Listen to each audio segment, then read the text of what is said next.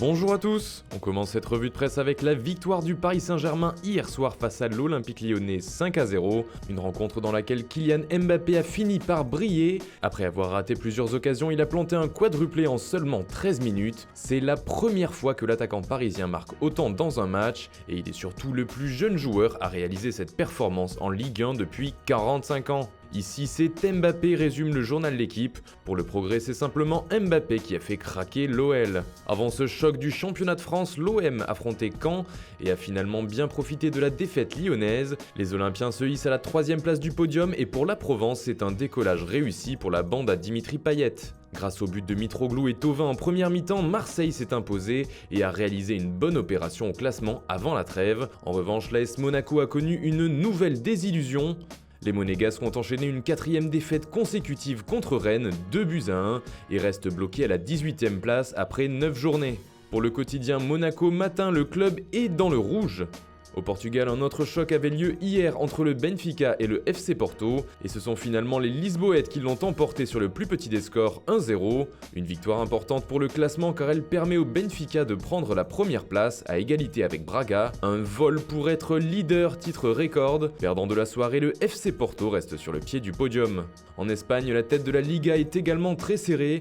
Après l'échec du Real Madrid, le FC Barcelone lui aussi a calé. Les Blaugrana n'ont pas réussi à prendre le dessus sur le FC Valence. La rencontre s'est terminée sur le score de 1 partout. Une soirée à 3 leaders comme l'explique Marca. En effet, malgré cette mauvaise performance, le Barça a été un petit moment à la première place du classement avant que le FC Séville ne chipe la première place à l'Atlético qui venait de passer devant. Une course pour le titre déjà difficile qui fait réagir la presse espagnole.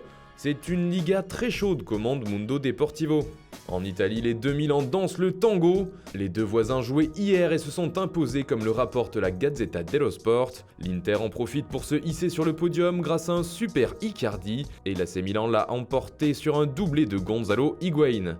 Mais ce qui intéresse le quotidien italien, c'est la bonne forme des deux équipes milanaises avant le derby, qui aura lieu après la trêve internationale. Un derby qui s'annonce très chaud.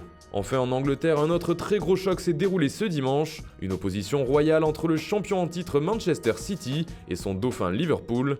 Les deux équipes se sont quittées sur un pauvre 0-0, mais ce qui fait les gros titres outre-Manche, c'est le penalty manqué par Riyad Mahrez, une occasion ratée en fin de match qui aurait pu permettre aux Citizens de l'emporter. Après la rencontre, Pep Guardiola a reconnu s'être trompé sur le choix du tireur, comme le signale le Daily Express. Gabriel Jesus voulait prendre le penalty, mais son coach a préféré donner la responsabilité à Mahrez. Avec du recul, Guardiola s'excuse et demande pardon à Jesus. Voilà, c'est tout pour ce matin, bonne journée à tous, on se retrouve très vite pour une nouvelle vidéo sur Foot Mercato.